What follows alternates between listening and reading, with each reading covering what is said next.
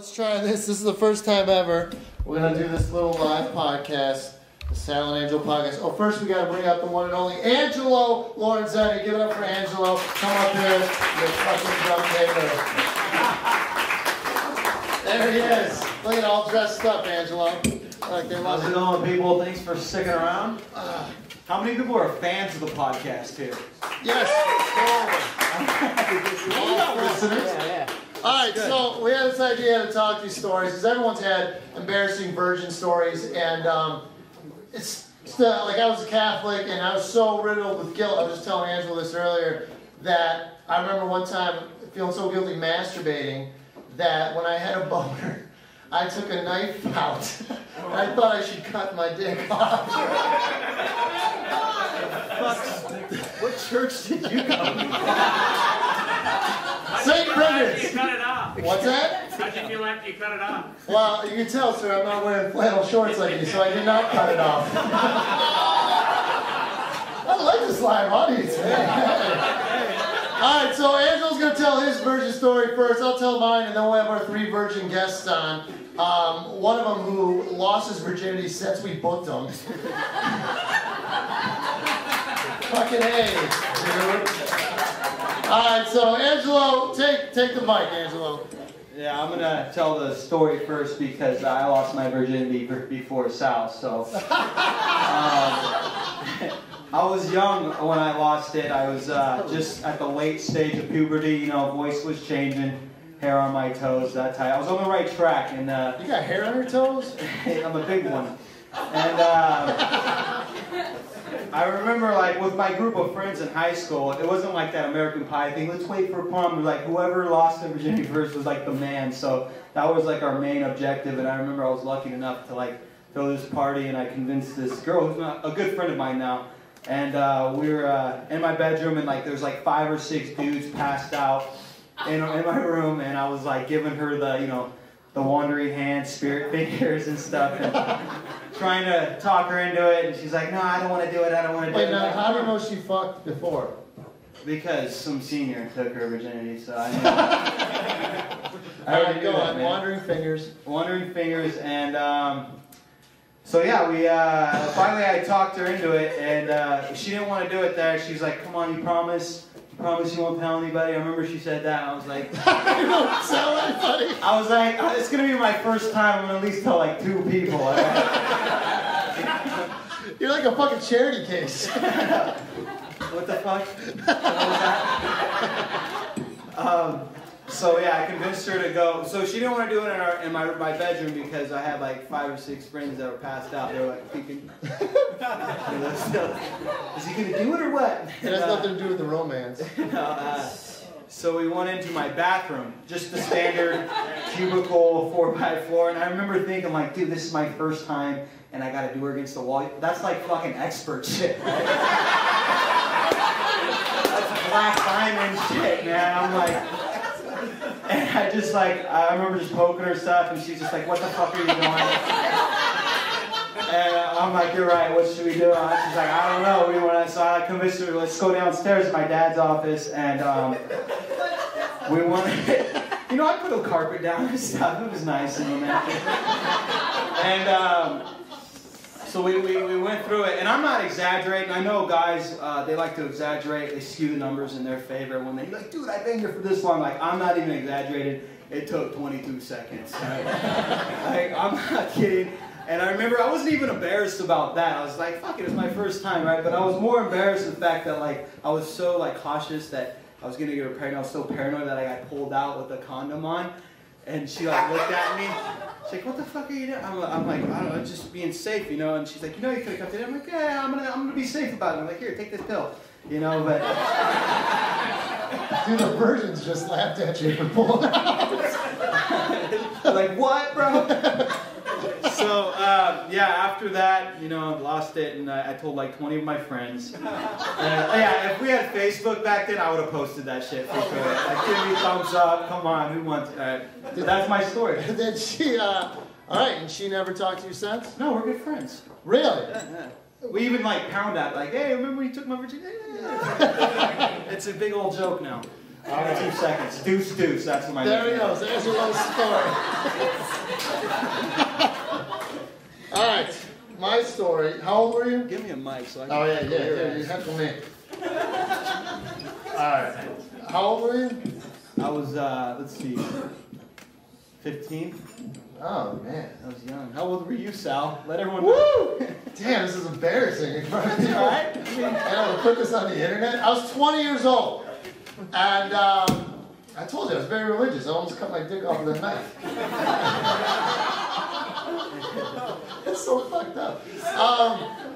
Okay, so mine was, there was this hippie girl, sorry. In front of people, I can't just say broad like I do in the podcast. So, there was this hippie woman, and I remember, whatever, we were hanging out, and I had my own place, which was pretty cool for 20 years old. My mom moved out, and she rented out her house to us. And anyway, bottom line, we were making out and all that, and I was really worried. But did you use the condom? I didn't even use a condom. Like, I didn't even know about them yet. Daredevil. I was 20. I didn't know about condoms. So I remember. He was gonna cut his dick off, but then. So I remember when as your virgin, you can't find it. Were you able to find the hole, dude? The first time? You found it on your first time? You didn't get any assistance at all. No assistance. Don't lie, bro. Fuck you. And then what do you use the condom with an old hippie lady? Wait, hold on, dude. No, it get to me. I'll tell you. Okay, yeah. So I didn't use. Well, I didn't know. I was in the suburbs. So when you're stabbing everything, like I'm stabbing thigh, I'm stabbing belly, right? I'm just nowhere. She's just like, give it to me, all right? Slits it in. And dude, it was the greatest fucking thing. Once it's in, you're like, oh! Oh! So it was like the second it was in, like I might have pumped once, and I was like, oh! So I go to pull out, and I think I pulled out, but then you always know about pre-cum, right? Because you hear about that stuff, like maybe it's, what's that word, flexed once?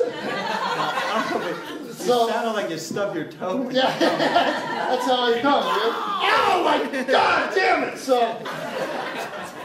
So like I thought there was pre-cum, so then I started freaking out, right? Because I'm like all like religious and shit, and like I was like, oh no, I got it pregnant, right? Shit! So I started like freaking out, and literally I started like punching the ground because it was on the floor. It was like on the carpet. So I was like, fuck!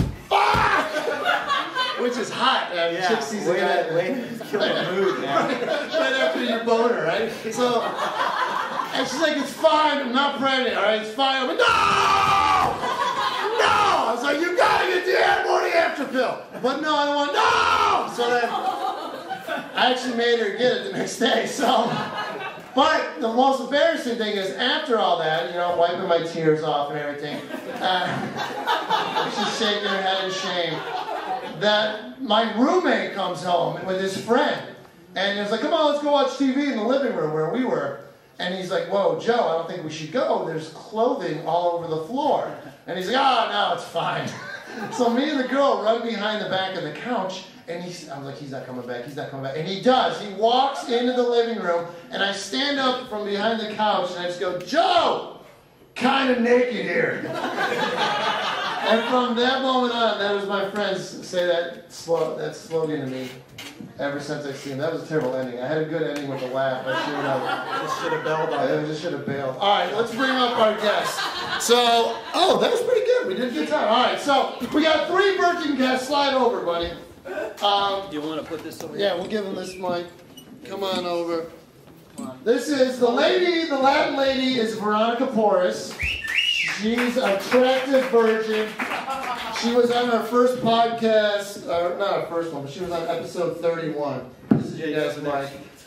This is Ivan Hernandez. Give him a hand. Yeah, woo! I have been a comedian longer than I've been sexually active. So Ivan's already had sex. A few times. We wanted to have him on, just to explain the experience. And then OJ, right? Yeah. OJ, we booked him, and then he lost his virginity since then, which is kind of black virgin, which is really rare. Thank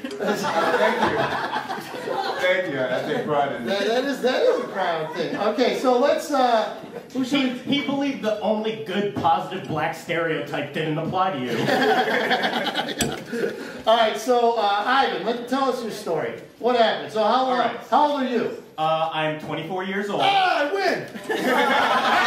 Okay, I lost my virginity. I remember it was May 30th, 2009, and I remember because that is the date printed on the Les Claypool and Modest Yahoo concert tickets that I used to get into this lady's vagina. Now, I had met this girl through another comedian friend of mine, which that's why I don't understand why dudes don't want to be friends with girls, because like being friends with a girl that you're not fucking leads to other girls that you don't have to be friends with, but you can fuck. It's awesome. Charity case like Angelo. Exactly. Oh, pity's the greatest aphrodisiac. All right, so you go see Les Claypool pumping the bass, and then what happens? Okay, I tell the story of, this is also the first lady whose vagina I ever touched, which was during Leonard Nimoy's scene in the Star Trek remake. You just walk flannel shorts. Yeah, too real for you. Truth bomb.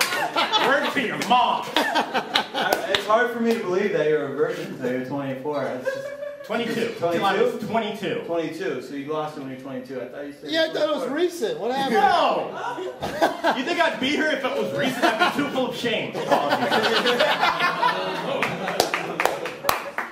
Alright, so go on. Okay. I tell the story of the vagina touching and the blowjob in the act, but I don't say that it was the first time doing either of those things, because I don't feel I need to explain that to the audience. So yeah, I had sex with her after that concert, and then I had a fairly mediocre sex with 3 more women until I'm with a girl that I like now, and we have a really good sex. She lets me come inside her while I'm wearing a condom. Alright, let's go to the virgin. Yeah. Look at your son. Like you're so fucking stunned now. We want to hear the virgin. Oh, I just fucked the virgin. No, it's like, here's the thing. I've been a comedian since I was 17, 18. And my friends figured, like, when I first started doing comedy, oh, you could totally tell. I was so awkward around anything that even was effeminate. Men even weirded me out. For a while, it was kind of hard to be a comic among other comics, because OJ will roleplay with me. All right. Let's say we're having a back and forth where we're insulting each other, like so many comedians do, illustrated in the Tom Hanks film Punchline. Okay, OJ just finished saying an insult to me. I'm about to say a witty rejoinder. Oh wait, actually, you be me in this scenario. Okay. You tried to say a witty rejoinder. OJ's me in this scenario.